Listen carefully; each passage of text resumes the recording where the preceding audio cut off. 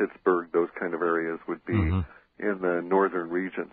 Now, a lot of this is going to be topographically dependent, and especially relative to what occurs, whether we have a hurricane that's allowed up or not. All right, for those of you who are saying, what are you talking about, just simply do a search with any good search engine for HAARP and start reading, and you'll understand. Weather War is another good Google. The Weather War is a very good one. Rense.com, HARP, just put it out the search engine. I've got 350,000 articles. There you go. Why go anyplace else? What am I doing? Yeah, you've got it covered there, yeah. A minute till the break here. Let's say, okay, 40th. All right, that's California-Oregon border. You can take a map and look. The part that just is seemingly, they're in a bind. If they allow the moisture to go up into the Ohio River Valley, etc., it's probably going to be contaminated, polluted, and do far more damage for far longer than if they go through a drought and they try and somehow bring in water on a supplemental basis from Canada. I don't know. But even so, the issue for us has always been following, that when we first saw the impacts of the oil volcano, the real thing for us was not the oil coming out or the problems seen at that level, but rather the ill winds that resulted, and that these would go around the planet 9 times and eventually congregating around the equator. That sort of a scenario is still very likely, and in fact is occurring now, just extremely slow. The oil has got to go somewhere. The way in which the planet rotates, centrifugal force, etc., will tend to collect it towards the equator. Well, most of it's underwater, too, as you know. It's excuse me, I'm talking about the impact of the oil on the atmosphere. Gotcha. Because there's, who knows what level of evaporation. If you're talking hydrogen sulfide as a major component of the precursor stuff, it's not even really crude oil. It's some kind of really thicker material that has a lot different constituents, a lot of which are evaporating. The components of oil is what we're seeing, the early constituents of oil. Let's also forever bury the con job of peak oil, all right? Or fossil relation to it. If you hear anybody say fossil fuel, gently, kindly, if they care, or if you can get to them, explain to them that it doesn't have anything to do with it. It's abiotic, and ask them if they've got one of those flat Earth society. That's right. Abiotic, look that up too at Rense.com. Joe Vials, a late journalist from Australia, wrote a great article about it.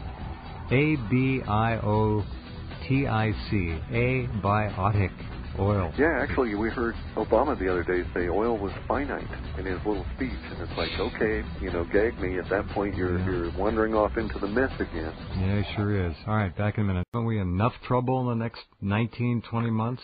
Apparently not. Apparently we're... What kind of a gap are you talking about, Clif? Well, we have an absence of something in terms of something occurs, and it causes the data flow for our long-term elements to start trailing off. What does that mean? Disappearing? Well, let me describe it. We have sort of an aquarium display that's in this IntelliCAD, all these little dots, and in a three-dimensional sort of an aquarium that's all filled with different colored jellyfish or jelly beans. And as we shift that towards 2012 by running our model space a little bit more, we find that various different colors of these things are not showing up the way they used to. And that's sort of to be expected, but then it continues, and more colors are involved until as we shift our model further towards 2012 into the long-term data, we're getting less data to look at, and our granularity falls below what we consider to be reliable. So something occurs that it could very well be the oil volcano and the death of 1 billion, which would be, a sizable percentage of the human population, and the disruptions caused by that series of events or number of years of events, whatever, bring the ability of our technology not to a screeching halt, but more to a sort of a gradual wind down over a short period of months in early 2012. The data gap becomes total in about fall of 2012, and then we see a little bit more in the way of data coming back in the very far edge of our long-term data, 2013 and 14, with sort of a pickup into 2017. And we've made some monkey mind speculation about this and said that, well, you know, that X and Y and Z occurred, and it would fit this particular kind of a pattern that we're seeing in the data now. But to be honest, we're just guessing about that because we've only been doing this effectively since 97. So our history, even though it extends back 13 years, has never encountered anything like what we're looking at in terms of the data. But it is atypical in our system. And the curious part about the data gap itself is that the gap moves forward with the data type. So in other words, in 2003 it was 7 years away in the data, and now in 2010 it's only 2 years away in the data, so we're actually approaching some point of an event horizon or whatever, however we want to think about it. How long does the gap exist? How far out can you project it? It really affects us from March 2012 and goes all the way out to May of 2013. That's a period where it's sort of like too few.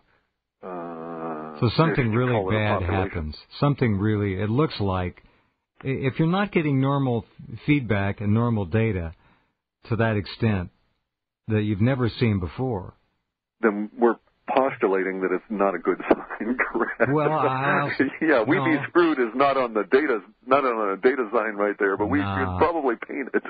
It's just a 15-month party. Yeah. One of those parties. That's wow.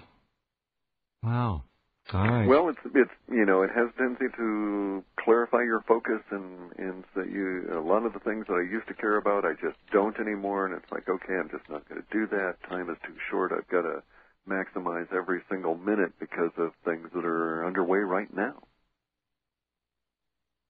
Going to get your boat finished?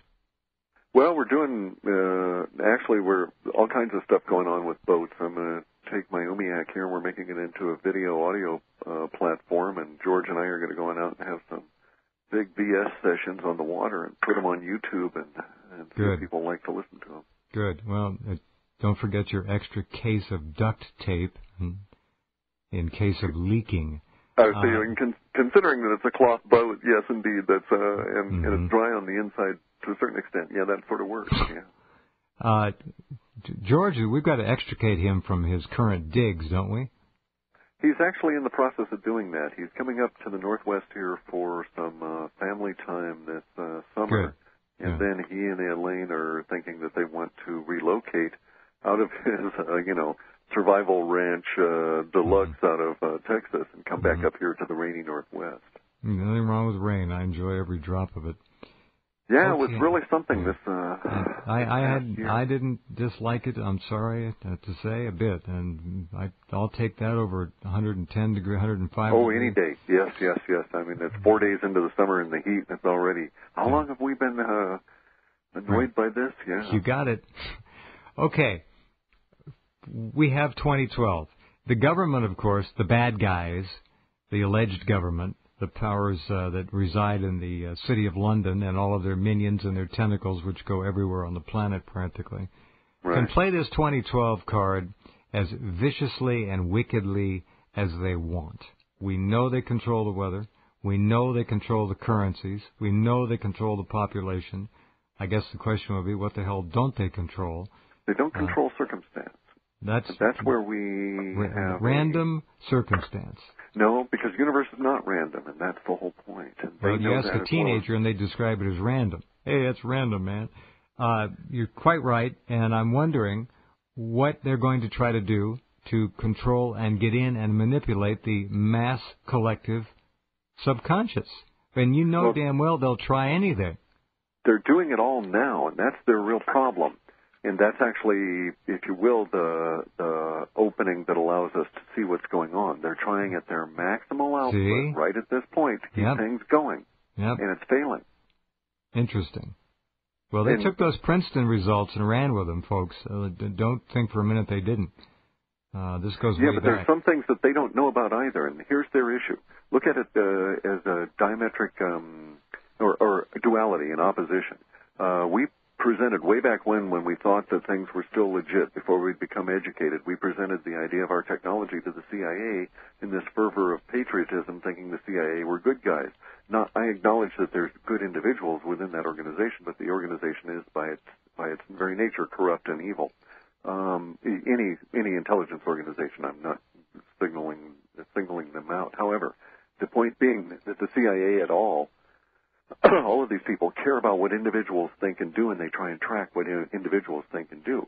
I don't care about that. Who says what to whom is immaterial to me. What is interesting is the mass the social change that is given out in these little hints and stuff, and it's actually different expressions of duality. They are drowning in minutia. They don't know how to handle it. They have no concept of the big picture. They don't know how to develop